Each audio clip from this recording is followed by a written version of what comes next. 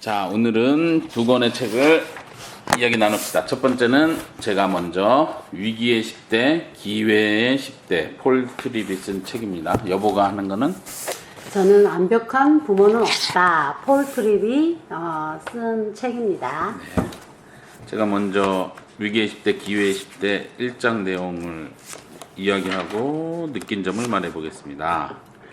1장은 책 제목은 똑같은데 위기의 10대인가 기회의 10대인가, 결국 이 저자 폴 트립이 하고자 하는 말은 위기의 10대이지만 기회의 10대다. 그러니까 기회의 10대 쪽으로 이야기를 하는 거죠. 부모가 자녀를 잘 가르칠 수 있는 기회의 때다. 그거를 놓치지 마라. 이제 폴 트립이 강조하는 거는 일단은 오늘날 시대가 10대들에 대해서 너무 두려워하고 냉소주의적이고 비관적이다.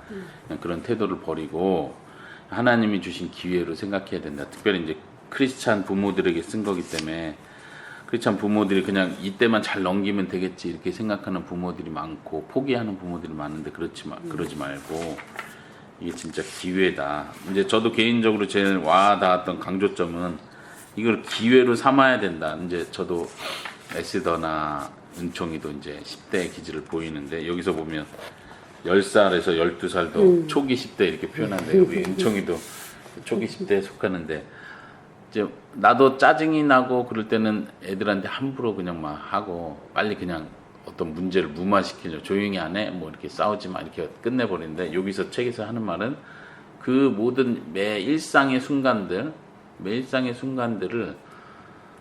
정말 내가 성숙할 수 있는 기회로 또 자녀들에게 좋은 가르침을 줄 수 있는 기회로 삼고 자녀들에게 삶에 간섭하고 개입하고 격려하고 사랑을 더 실천할 수 있는 기회로 삼을 수 있다.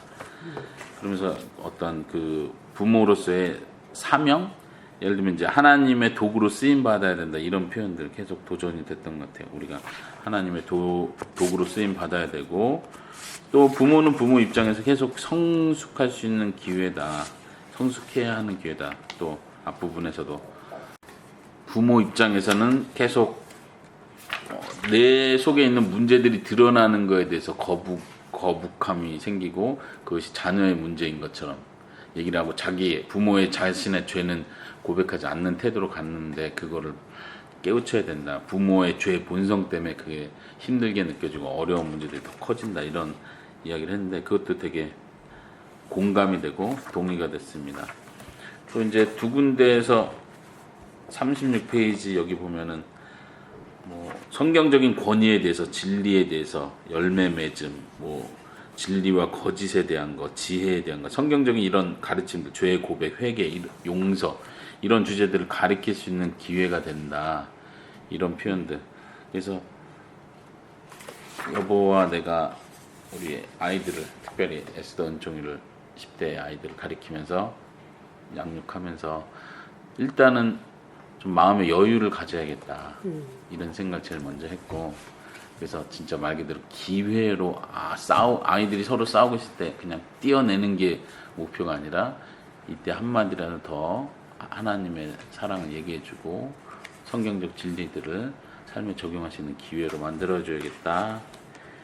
이런 생각을 했어요. 여보가 이 책에서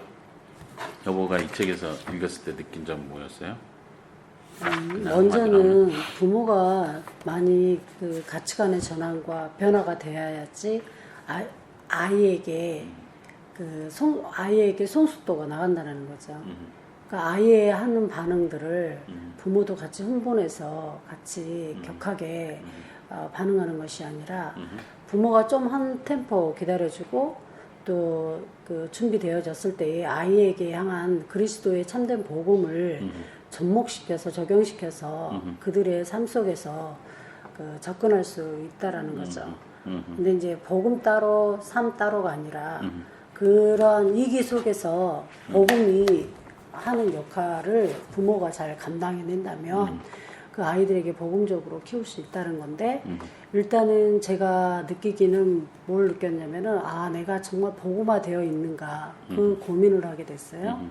근데 나도 복음은 안다고 하는데 내 삶 속에서 적용을 못하고 있구나. 그리고 자녀들에게도 못하고 있기 때문에 비인격적인 그 화가 나면 그러한 자세가 나오는 거고 또 그 아이들을 비인양거리게 되고 그런데 이제 내가 복음을 알아야 되고 또 나의 가치관에 세계관에 뭔가에 문제점이 있지 않은가라는 생각을 했어요. 그래서 또 그 책도 세계관에 네, 대한 얘기를 하고 이 가치에 책도 대한 얘기를 마찬가지로 하는데 공통점이 이어서 여보가 그 책 공통점이 그 세계관에 대해서 나눈 것 같은데 여기 완벽한 부모는 없다에 중요한 것은 이제 하나님의 대사라는 소문에서 쓰여진 건데 그 대사라는 것은 뭐냐면은 우리가 자녀들의 주인이 아니라 그렇죠. 하나님으로부터 자녀를 맡은 대사다. 네, 돕는 자의 명칭을 대사라고 표현을 했는데 성경에 이거를 하나님이 우리 부모를 세우신 목적에 가장 적합한 이름으로 대사로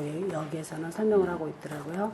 근데 이제 그 하나님의 먼저는 아까 세계관에 대해서 이야기를 했는데 이 아이들의 양육에 있어서 가장 중요한 것이 우리가 전략적으로 그들을 어떤 방법을 통해서 양육하는 것이 아니라 그 자녀에 대해서 더 큰 그림과 세계관의 확립을 정말 그게 자녀들한테 중요하다는 거죠. 그 그래서 세계관은 지금 하나님, 자녀의 세계관이 아니라 부모가 부모와, 자녀를 네. 대하는 자녀 양육에 대한 세계관을 얘기하는 거죠. 그러니까 부모를 세우신 목적과 이유를 설명해 줄 가치관이 바로 잡는 일이 중요하다는 거죠. 그러니까 부모의 무엇을 위해서 자녀를 가리키는가, 그렇죠. 무엇을 내가 원하고 있는가, 목표가 뭔가 이런 부분들을 점검해야 된다는 거죠.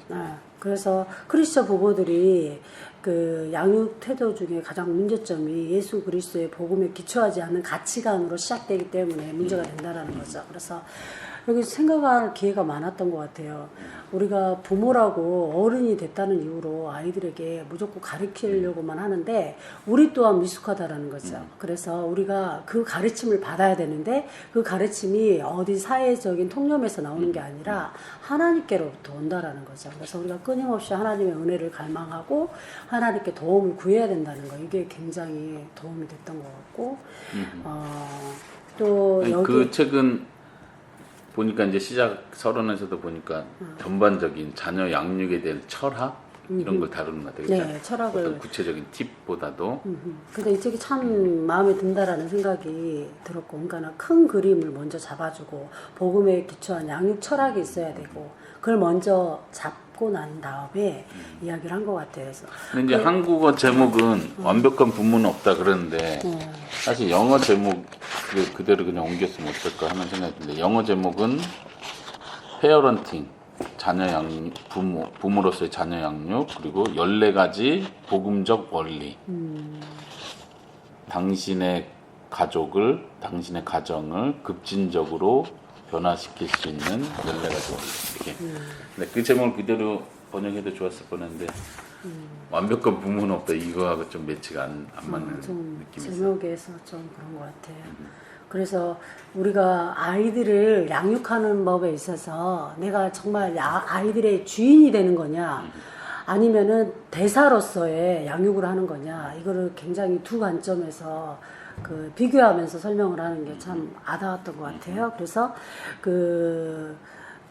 바람직한 양육의 출발은 하나님께서 애초에 의도하신 바람직한 양육의 출발은 자녀는 부모인 나에게 속한 자가 아니다라는 건 겸손한 고백 속에서 시작된다라는 건데 우리가 주인 양육법과 대사 양육법 중에 참 주인 양육법이 되게 많았던 것 같아요. 그래서 자녀를 통해서 우리의 정체성과 내가 자녀의 주인인 존재감을 것처럼. 네. 근데 자녀를 통해서 우리 자신의 정체성과 존재감을 찾으려고 하기 때문에 자녀가 실패하면 부모가 곧 실패한다라고 생각하는 경향이 많고 또 자녀를 통해서 정체성을 찾기도 하지만은 성공, 또 명성의 개념을 자녀를 양육을 통해서 얻으려고 한다는 거죠. 그래서 그러니까 우리도 이제 기본적으로 그런 자녀 양육을 생각하면서 하나님께서 맡기셨다, 내게 아니다 이런 생각 기본적으로 우리도 알고 있는 반대. 근데 그게 실제 자녀한테 할 때 잘 적용이 안 된다는 거지. 그렇죠. 그러니까 자꾸 우리의 욕심과 또 우리 보상 심리 때문에 그 자녀 교육에 망치는데 이게 주인 양육법에서 나오는 방식이라는 거죠. 그래서 우리가 자녀들의 주인이 아니라 주인은 하나님이시라는 거죠. 그래서 우리가 대사의 역할을 감당함에 있어서 우리가 그 하나님의 도구로 성실히 우리가 먼저 하나님 앞에 성실히 쓰임 받느냐가 중요하다는 거죠. 그래서 참 여기에서 자녀들이 그 용서를 구하고 또 구원하는 변화되는 그 하나님의 은혜의 도구가 되도록 우리가 먼저 사용이 되어야 되고 아이들에게도 그거를 적용시켜야 되지 않나라는 생각을 했고요. 근데 여기서 참 우리 굉장한 그게 서론 부분이고. 네, 서론 그리고 부분이에요. 1장의 내용은 그리고 1장의 내용은 자녀 양육은 인간이 감당하는 가장 중요한 소명이다라는 타이틀 아래 기록이 되어 있는데 여기에서도 참 자녀 양육의 이제 본질적으로 중요한 거를 가치를 설명을 한 것 같아요. 그래서 자녀 양육은 소명이다. 하나님이 주신 가장 가치 있는 일이다. 이거죠. 가치 있는 일이다. 인간의 형상에 하나님의 형상대로 창조되었기 때문에 우리가 본는 대로 여보는 이제 이 내용을 설명하는 게 중요한 게 아니라 이거를 이제 우리 실제 삶에 자녀를 양육할 때 여보가 어떻게 생각을 했었고 또 우리가 어떻게 했는지 뭐 다른 사람한테 설명하는 그런 문제가 아니고 읽으면서 여보가 느낀 점 그거는 어때요? 그렇게 해왔던 것 같아요? 아니면 그 부분에서 많이 부족했던 것 같아요? 그 부분에서 많이 부족했죠. 왜냐하면 알고는 있었지만 자녀는 내 소유물이 아니다라는 것도 알고 있었지만 어떻게 양육해야 되는지를 저도 배워가고 있는 과정 중에 하나라고 생각을 해요. 그래서 성경에 보면은 가정을 잘 이끄는 것이 장로가 되는 자격 중에 하나인데 우리는 사역자다 보니까 우리 아이들의 양육 또한 굉장히 잘 해야 되는데 그 별개로 생각할 경우가 좀 많다라는 목회자의 그 예를 들어서 설명하는 것에 좀 공감을 하게 되고 그래도 우리도 처음부터 좀 그런 걸 많이 노력을 한 편이죠. 사역이지만 자녀들 양육 소홀히 하면 안 된다. 가정이 먼저다. 자녀도 더 소중한 이런 걸 나름대로 많이 노력을 하긴 했죠 우리가. 그렇죠. 그런데도 불구하고 제가 가장 취약점이 뭐냐면은 나도 복음화의 체질화가 되어 있지 않다라는 거죠.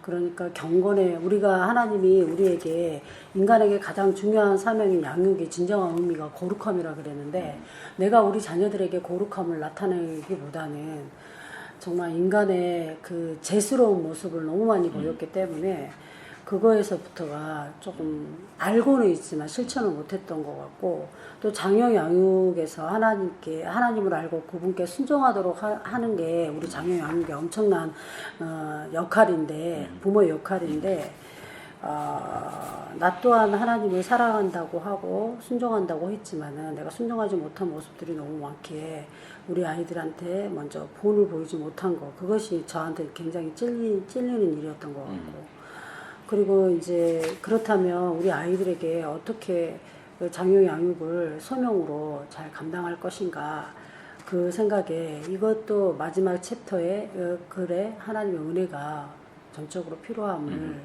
느끼게 됐고 나도 가르치는 자의 위치에서만 서려고 하는 것이 아니라 정말 그 은혜를 받은 사람은 일상생활에서 자신의 보호 아래에 있는 사람에게 하나님의 은혜를 전달하는 도구로 사용된다 하는데 내가 하나님의 은혜를 받은 사람으로서 그 은혜를 누리고 또 그걸 전달할 수 있는 도구가 돼야 되는데 이거에서 내가 정말 겸손하게 하나님의 은혜를 정말 나는 필요한 사람이구나 그리고 자녀들에게도 은혜를 가장 베풀 수 있는 부모가 돼야 되겠다라는 생각을 하게 되었어요. 우리가 책을 읽으면서 계속 도전을 받았으면 좋겠어요. 그게 우리의 목표고 이제 이걸 빨리 읽어내는 게 목표는 아니고 일주일에 한 챕터씩 읽는 이유도 한 챕터 읽고 좀 묵상하고 우리 삶에 적용해보고 또 두 번째 챕터 읽고 또 내가 못하는 부분을 점검해보고 다시 노력하고 그러니까 좀 생활과 지식 이게 같이 가면서 계속 이렇게 좀 훈련이 되는 기간으로 한 14주 이거 13챕터 14챕터인데 이거 같이 하면서 그렇게 하면 좋겠고 그 다른 요일에 하는 그 두 권의 책도 공통적인 특징은 복음적으로 해야 된다. 그러니까 자녀 양육이 율법적으로 가고 또 다시 그냥 혼내주고 책망하는 걸로 자녀 겉에 행동을 고치는 게 문제가 아니라 복음적인 원리를 부모가 먼저 삶에 적용하고 그거를 자녀들에게 자녀 양육에서 복음적인 원리를 적용하는 것. 그런 면에서 네 권의 책이 공통점이 있는 것 같아요. 지금 하는 것도 여보 책하고 내 책하고도 지금 저자는 똑같은데, 그렇죠? 근데 이거는 보니까 1997년도에 처음 쓴 책이 영어로, 아까 영어 영문 제목 있는데 있죠, 거기 보면. 근데 그거는 작년에 쓴 거예요, 폴트립이. 그러니까 거의 20년 뒤에 자녀 양육책을 여기 서론에 보면 나오지만 내가 이 10대에 대한 책을 쓰고 다시는 자녀 양육책 안 쓰겠다 했는데 20년 뒤에 자녀 양육책을 썼다 보니 이제 상담가로서 가정에 대해서 부부에 대해서 이런 책들을 계속 쓰다가 자녀 양육책은 20년 만에 다시 쓴 건데 이걸 같이 보는 것도 도움이 될 것 같아요.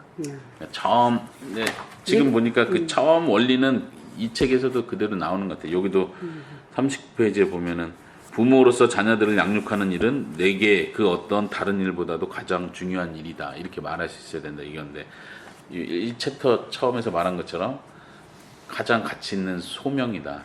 이 이야기나 여기서 했던 말은 계속 이렇게 원리는 여전히 변하지 않고 계속 강조를 하는 것 같아요. 특별히 이제 내 책에서는 10대에 대한 거니까 특별히 이제 10대를 대하는 우리 부모의 마음이 어때야 되는지 우리가 좀 잘 적용을 했으면 좋겠고 이런 책들이 또 10대에 대한 책은 또 많지 않기 때문에 이 부분도 계속 적용하면 좋겠습니다.